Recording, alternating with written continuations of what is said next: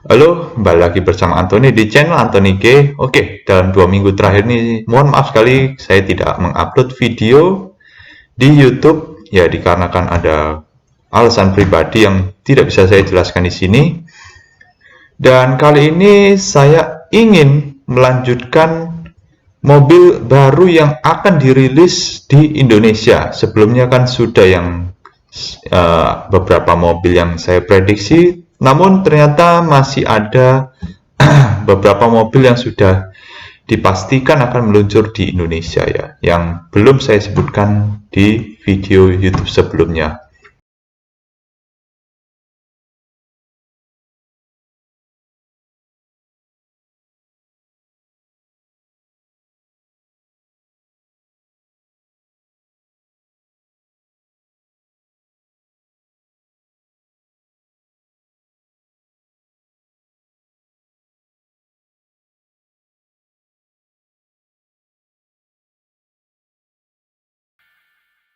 Oke, yang pertama ada Honda CR-V facelift ya.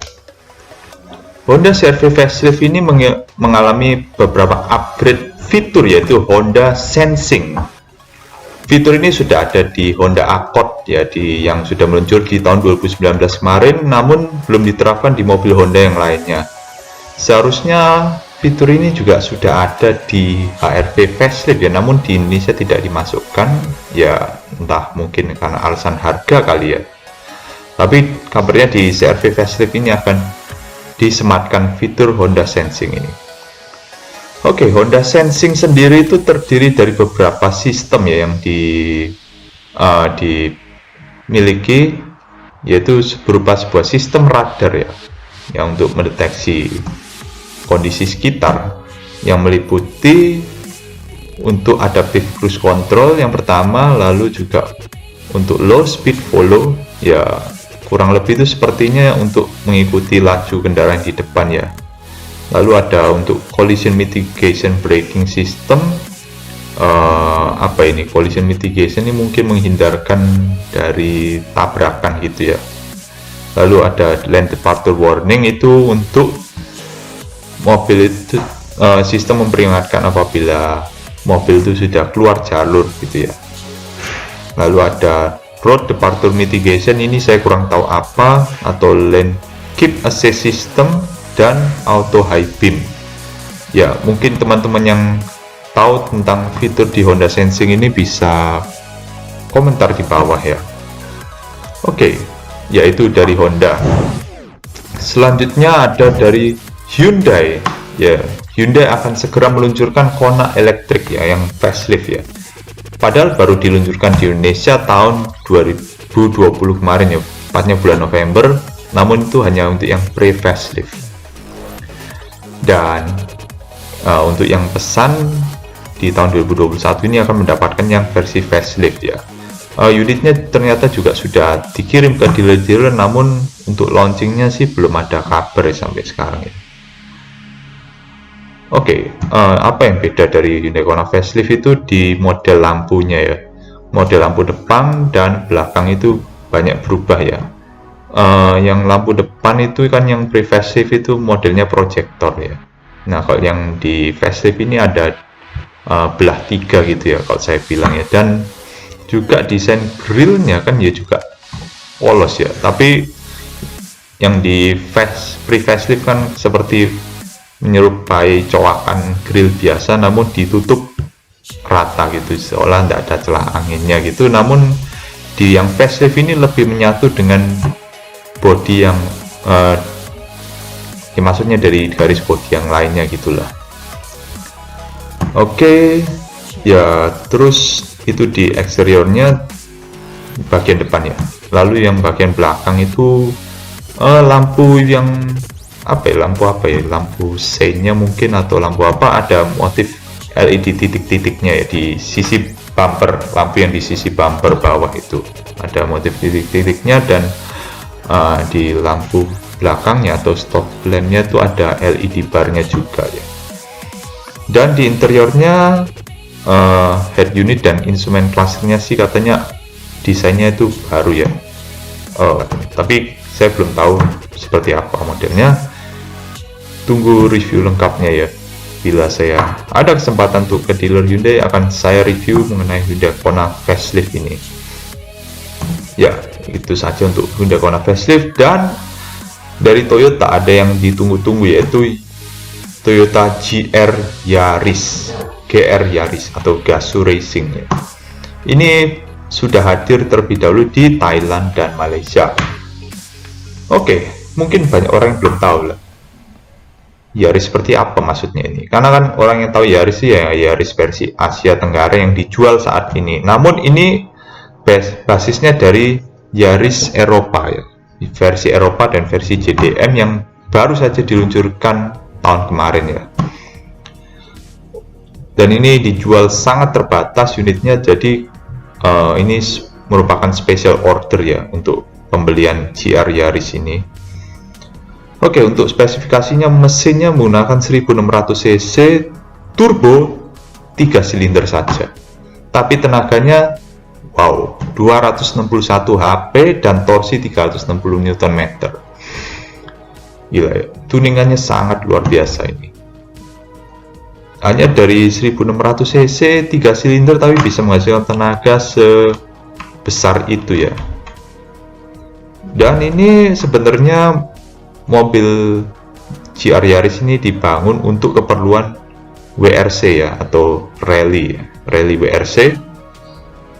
Namun Toyota mengembangkan ini untuk segmen mobil penumpang ya, agar orang-orang tuh bisa merasakan sensasi balapan dari Gazoo Racing itu sendiri ya. Ya, kabarnya sih akan masuk Indonesia dalam jumlah yang terbatas, tapi belum tahu jumlahnya berapa. Ada yang bilang cuma 125 unit untuk Indonesia, tapi itu belum bisa dipastikan karena pihak Toyota Astra Motor belum memberikan informasi detail mengenai mobil ini. Tapi mereka sudah memastikan bahwa mobil ini akan diluncurkan di Indonesia dalam waktu yang dekat ini. Oke. Ya, itu untuk Toyota GR Yaris. Dan berikutnya ada MG ZS EV ya. Ini produk mobil listrik pertama dari MG di Indonesia, yaitu MG ZS Electric ya, atau yang versi listrik dari MG ZS yang sudah dijual di Indonesia sejak awal 2020 kemarin. Oke, untuk spesifikasi mobil listrik dari MG ini memiliki baterainya 44,5 kWh. Itu bisa menempuh range atau jaraknya bisa sampai 419 km. Dan ground clearance-nya itu 177 mm dengan ban ukurannya 215 55 R17. Dan dilengkapi juga dengan sistem iSmart generasi terbaru atau 2.0 ya. iSmart ini sepertinya sistem pada head unitnya ya. Tolong dikoreksi kalau ada keliru. Dan untuk tenaganya mencapai 143 horsepower dengan torsinya mencapai 353 Nm. Dan untuk pengisian daya normal membutuhkan waktu 16-18 jam. Namun untuk AC fast charging masih membutuhkan 6-8 jam ya. Dan untuk yang super fast charging hanya butuh 50 menit saja. Oke ya, itu yang informasi yang bisa saya dapatkan dari MG ZS EV ini. Tapi untuk launchingnya kapan belum ada informasi resmi dari MG. Tapi mobil ini sudah dijual di banyak negara ya, termasuk di Inggris sebagai negara asal merek MG ini. Lalu ada di Thailand juga sudah tersedia, dan bahkan akan segera tersedia di Pakistan, dan juga sudah ada di India, walaupun ya bukan yang salah satu yang terlaris ya di India itu. Ya kurang lebih itu aja untuk MG ZS EV. Lalu kita lanjut ke mobil selanjutnya. Oke, selanjutnya ada Kia Carnival atau Grand Sedona. Ya, ini merupakan generasi terbaru dari Kia Grand Sedona, atau ini merupakan generasi keempat ya. Karena yang sekarang ini sudah generasi yang ketiga dan dijual di Indonesia dengan nama Grand Sedona. Namun kabarnya akan kembali menggunakan nama Carnival ya. Carnival ini pertama kali digunakan ketika generasi pertamanya meluncur tahun 2000. Oke, Carnival itu punya image yang sangat jelek di Indonesia karena gampang rusak ya. Dikit-dikit rusak, maka reputasinya menjadi jelek ya, membuat orang mencap mobil Korea itu murahan ya, seperti layaknya mobil Cina saat ini ya, yang masih dicap murahan walaupun ya sebenarnya enggak, sudah mulai berubah ya. Oke. Tapi maka pada akhirnya Kia mengubah namanya menjadi Kia Sedona di generasi pertamanya. Generasi keduanya tidak masuk ke Indonesia, langsung lompat ke generasi ketiga yang dijual saat ini dengan nama Grand Sedona. Oke, untuk desain eksteriornya ya, untuk yang generasi keempat ini lampunya sudah LED untuk headlampnya, menggunakan Tiger Nose Grille, ya itu merupakan bahasa desain Kia, salah sebut bahasa desain Kia.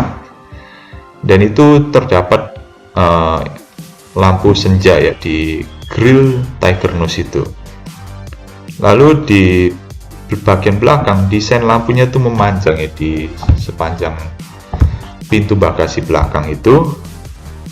Lalu ada skate plate di bagian bumper berwarna metalik gitu ya. Dan untuk mesinnya hanya menggunakan 2200 cc diesel ya sepertinya, karena yang kemungkinannya mesin bensin 3300 cc itu tidak akan dihadirkan lagi di Indonesia, mengingat pajaknya pasti akan terlalu mahal ya. Dan mesin 2200 cc diesel ini memiliki tenaga 200 PS dengan torsi 440 Nm, disambungkan ke transmisi 8 speed otomatis. Oke, ini mesin sangat bertenaga sekali ya untuk sebuah Kia diesel ya. Ini mungkin bisa menjadi mesin diesel dengan tenaga terbesar di kelasnya untuk yang kategori 4 silinder.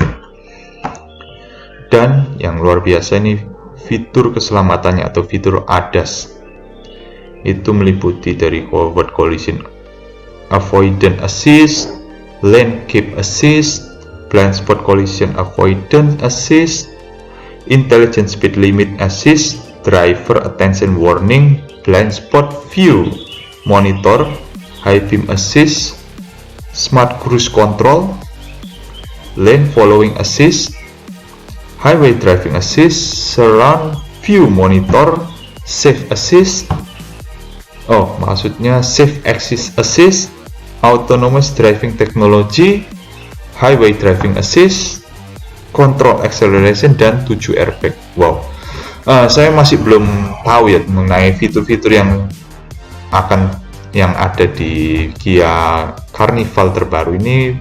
Buat teman-teman yang tahu bisa komentar lagi di bawah mengenai fitur keselamatan yang sangat-sangat banyak ini ya. Wow, saya saja sampai kebingungan ini apa aja ini ya. Tolong komentar di bawah ya buat yang tahu. Dan dimensi dari mobil ini memiliki panjang 5155 mm, yaitu 40 mm lebih panjang dari yang dijual saat ini atau generasi ketiga.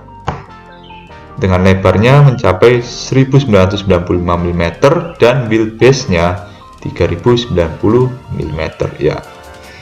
Sangat panjang ya, karena sudah lebih dari 5 meter ya mobil ini.